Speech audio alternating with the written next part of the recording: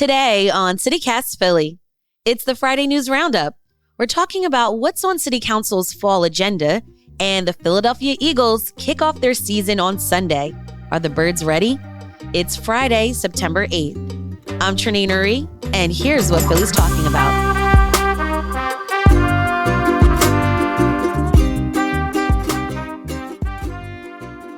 Joining me this week is Sean Walsh, City Hall reporter at the Philadelphia Inquirer. Hey, Sean. Hello there. And John Barchard, CityCast Philly sports contributor and co-host of Bell and the Birdmen podcast. Hey, John. Good morning. This is awesome. Yes, I just have to tell everyone we are on the 51st floor of a really tall building in the Pyramid Club studios on Market Street. Thanks, John, for getting us here. Okay, so icebreaker, something fun. Hot topic this week. Where are you guys going to watch the Eagles game on Sunday? Right here in the Pyramid Club with a fantastic all-you-can consume brunch at $55, and it starts at 11. We roll till 7 o'clock, so nice. We're excited to do that. And either that or a corner bar is probably like my favorite place to watch an Eagles game. Yes. How about for you, Sean? Probably watch it out at my sister's house in the suburbs. Yes, I'm a let's watch it at home. Let's yell at the TV. Let me ask you guys this. Do you own a piece of Kelly Green clothing? For sure. I got my Kelly Green Eagles t-shirt with the Legends of the Vet on the background, nice. On the back rather, that I purchased from a gentleman in the parking lot of the Link. What about you? Oh, yeah. We're making our own Kelly Green hats. We did that last year, so we're bringing them back. One. Yeah. We have been searching the Eagles Pro Shop for all of August.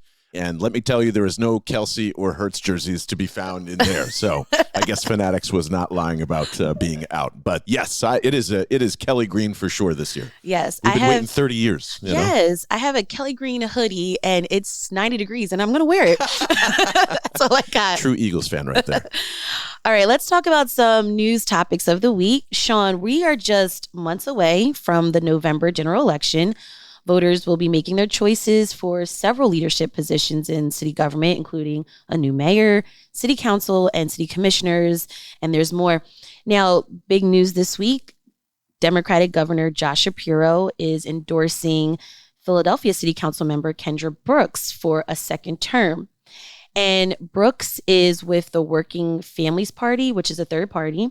So, Sean, can you briefly explain to us what's the significance of this endorsement? Absolutely. So Governor Shapiro, recently took office, is known for being a moderate Democrat. He's friends with the FOP, the police union, and supports some conservative education policies.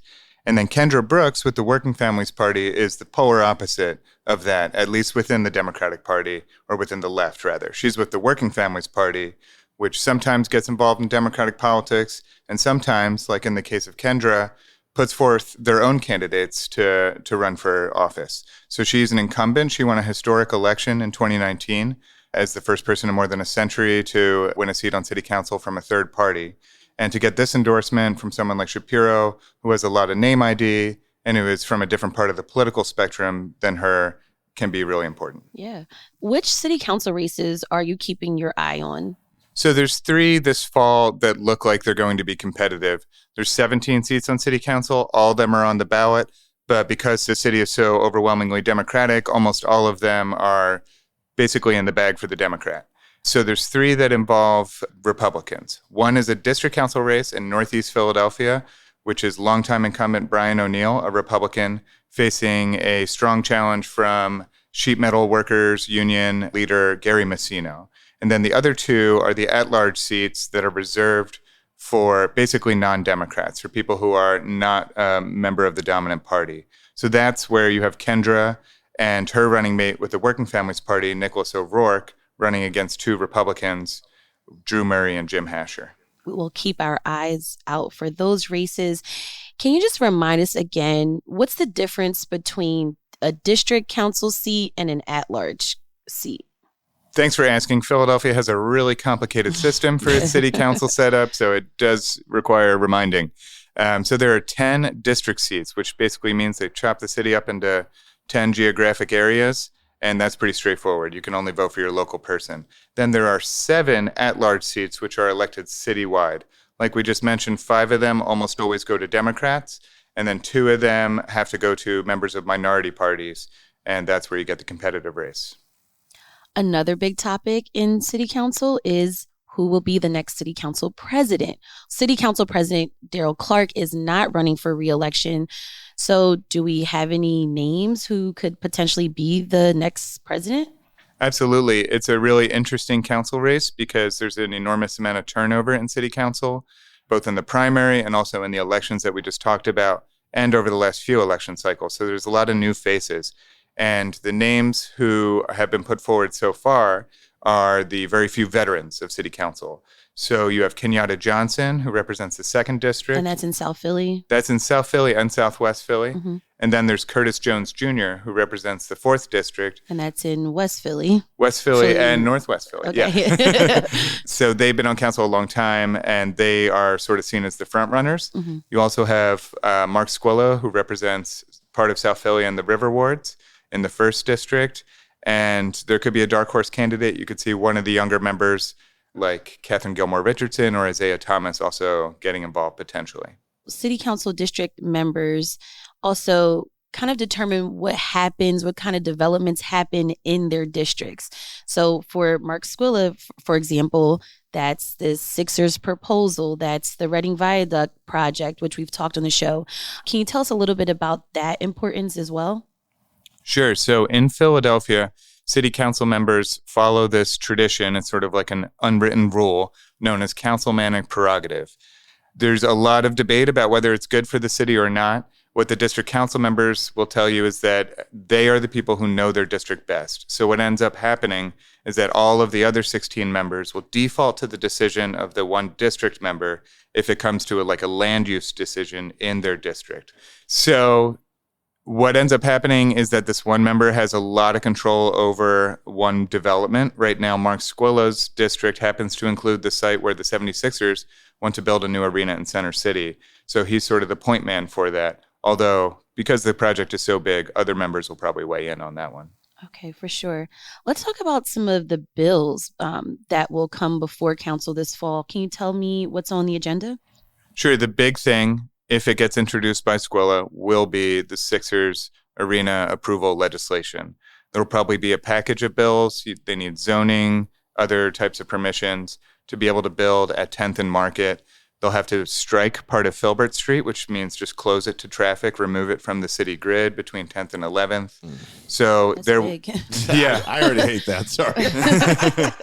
that is a big deal. And there is a question about whether Squilla is going to introduce that this fall or wait until January. The 76ers say that they need it done this fall. I'm really curious, there's no way this doesn't pass, right? That's what I keep feeling. I'm still kind of back and forth if it's a good idea for the city in general, but I just have a feeling this is not going to work and they don't care and they're just going to ram it on through. Is that the basic feeling that you get as well? I think that if you were to, give some truth serum to every city council member and say, would you vote for this if you had to vote for it right now, do or die, I think it would probably pass. It has been this weird political football, though. There's been a lot of twists and turns. And the only way it doesn't pass, I would imagine, would be if the Sixers sort of shoot themselves in the foot politically. So we'll see what happens. I mentioned the timing with January. I think Squilla doesn't want to have to introduce the bill and get yelled at by a lot of people and then have to reintroduce it when the new session starts in January.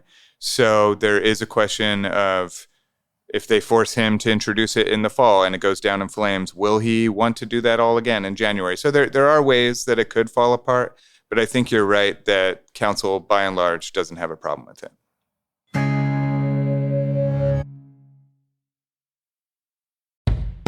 Hey, listeners, trying to get the word out about your company, cause, or event? Look no further than A-List Promotions. They're a Philly-based, female-owned and operated direct marketing business that's been around for more than 25 years, bringing your message right to where your target consumers live, work, shop, and play. A-List tackles street marketing in 5 different ways. Residential delivery, like door hangers, retail displays, from posters to flyer drop-offs at local cashier counters, Event staffing. That means brand ambassador teams bring your message face-to-face at live events. And A-List will even handle all of your bulk mailing needs, from design to printing to distribution. Oh, and don't worry, A-List provides proof of distribution for every completed campaign. A-List Promotions, we bring people to your event. Visit alistpromo.com to find out more. All right, what are some other bills on the agenda? Sure. So, like I said, that one's going to dominate, but there will be other pieces of legislation this fall. You usually see a bunch of members trying to get in their priorities at the last second before the end of December. So you'll see things pop up. So there's some stuff that we don't know yet. But one thing that will almost certainly come up is a bill by District Council member Ketsi Lozada to ban what are known as safe injection sites in her district, Kensington and different parts of North Philly. And obviously, the open-air drug market is a huge issue up there. And Mayor Jim Kenney's administration has been supportive of opening these safe injection sites in order to reduce overdose deaths. And Kensington and parts of South Philadelphia were mentioned as potential locations for those. And then the district council members for those areas, however, do not want it to happen in their backyard, as you could understand. Gotcha. So what happened earlier this year was Ketsi introduced her bill, eliminate the possibility of a safe injection site in her district, as well as a couple other districts of people who co-sponsored it. And then 9 out of the 10 district council members ended up signing on to the bill. So if this were to pass, then it would be impossible to open one of these in 9/10 of the city. The exception would be the West Philadelphia-based 3rd District, where Progressive Council member Jamie Gauthier has not signed on to this bill. Shifting gears, we're going to talk about the Eagles now. Did anyone go to that first ever Kelly Green block party? Our good friend Taylor Cordatis, who's sitting to my right, absolutely did. And I think it felt like 6,000 people were hanging out. It was insane and was all free. I want them to do it again. It was epic. Let's talk about this team, the reigning NFC champions. We've got some new players. We've got some veterans coming back. Sunday's game is with the New England Patriots. Mm-hmm. What are your predictions for Sunday's game? Oh, man, don't ask me that. That's such a terrible I think they're actually going to lose on Sunday. I'm just going to get that out of the way. Yes. Oh, I thought we were going a different direction. I know, but it's good news in the end. They've never played Bill. Jalen Hurts has never played Bill. They were kind of like average pretty much against the blitz. That's what Bill loves to do against younger quarterbacks. Bill Belichick, the coach of the NFL, as I like to address him, unfortunately. Yes, exactly. So Bill Belichick is a very amazing defensive mind. The Eagles are kind of going through both coordinator switches. One, I think the fan base believes is going to be great, and Sean Desai, he's the new defensive coordinator. Brian Johnson was here last year with the staff, was Jalen Hurts' basic personal quarterback coach who's now coaching the offense. So I think people are really excited, but I also think it's going to take them a little bit of time coming off of such a great Super Bowl run. I hope I'm wrong. I hope it's 65-0 and we're all celebrating, but then after that, I'm viewing a big, nice 11-12 win season. They win the division. Feels a lot like Andy Reid all those years, and we're on the road to building a dynasty here, Trenae. So. Nice. All right, let's talk about some players on the offense. We'll split it up, offense and then defense. Who should we be looking forward to playing this season? I know the obvious things are probably like Hurts and A.J. Brown. I'm looking forward to that friendship continuing to blossom this season. And A.J. Brown is the wide receiver. Yes, A.J. Brown was traded last year from the Tennessee Titans. There was a lot of hype around him. He lived up to every expectation and more. But his counterpart on the other side, Devontae Smith, who they drafted 10th overall, stepping into his 3rd year this year. Everybody is really excited about his, wide receiver leap in the 3rd year. That's very common in the NFL. Okay. And I think if he gets any better, this team is going to be pretty unstoppable between tight end Dallas Goedert, the 4 running backs that they have. They ended up with basically a Pro Bowl running back for free from the Detroit Lions called DeAndre Swift, who's wearing the number 0, which I also think is really badass for a running back. That's weird. And a great pass catcher. I think Philadelphia is going to love him. So there's some really good new players, and we're looking forward to seeing the old ones blossom here. Remind me, Jalen Carter. Yes, he's a big deal, right? Ooh, so big. Jalen Carter is going to be an amazing impact player. He's a defensive tackle from Georgia, was part of the national championship crew that was there, along with his teammate who was drafted here last year, Jordan Davis, also a defensive tackle. So both of them together, I think, are going to create this just huge amount of sacks. You match that with Nakobe Dean, who plays linebacker, also part of the Georgia Bulldogs. It's just really, really exciting to see these new young guys that have all played together, and they're immediately like going to be plugged into one of the best defenses in the NFL. There's a lot of new talent from Georgia. And at the Kelly Green block party, people were barking. Yes. Get used to that. Yeah. I think that's going to be Philly Dogs has The been Philly a thing Dogs, that has yes. been kind of brewing through. And for people that wore dog masks in 2017, I think it kind of fits right in. We were hungry dogs. And man, and as Jalen says, I think we're starving. We're starving for Yeah. Jalen Hurts to win a Super Bowl here. So Nice. All right.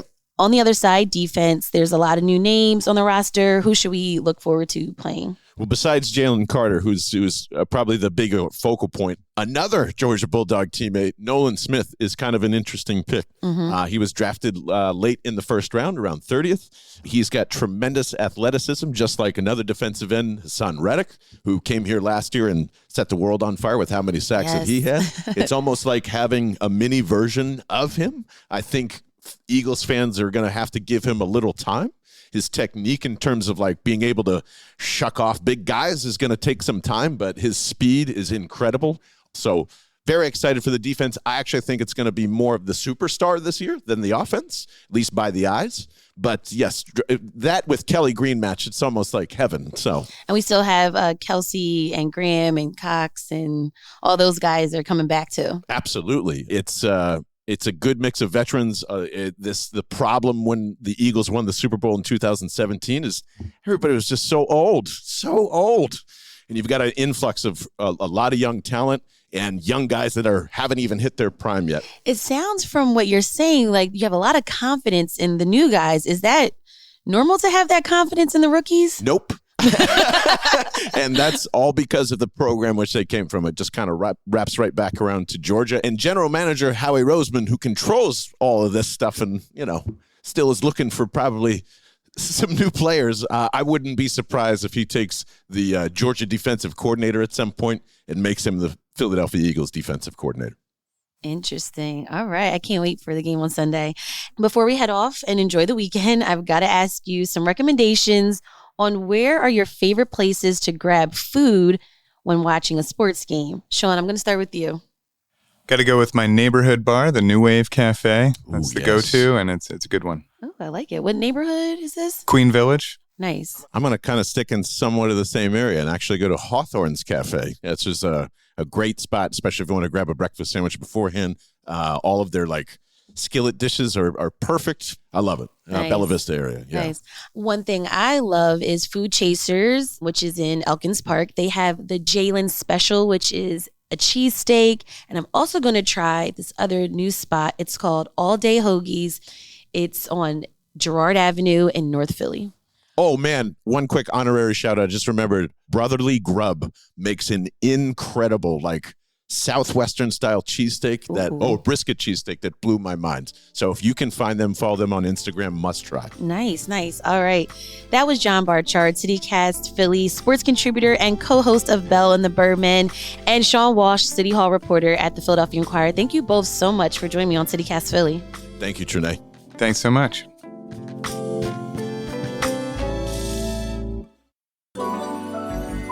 It's time for the tip of the week, where we share a life hack for living in Philly.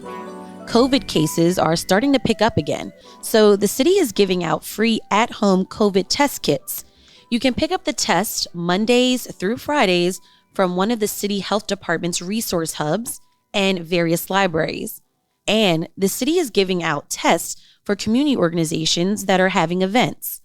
We'll have a link to the Billy Penn story with more info about where to get free tests in our show notes.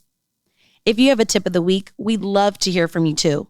Call or text us at 215-259-8170.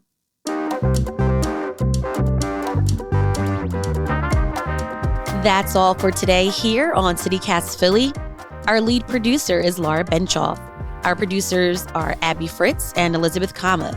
Our Hey Philly newsletter editor is Brittany Valentine. And our host is me, Trenae Nuri. Music is by Philly's own Interminable, with additional music from All the Kimonos and James Weldon. If you enjoyed this week of episodes, tell a friend, tell your coworker, tell your neighbor, rate the show, leave us a review, and subscribe to our morning newsletter, Hey Philly. We'll be back Monday morning with more news from around the city. Have a great weekend and be safe. Go Birds. Bye.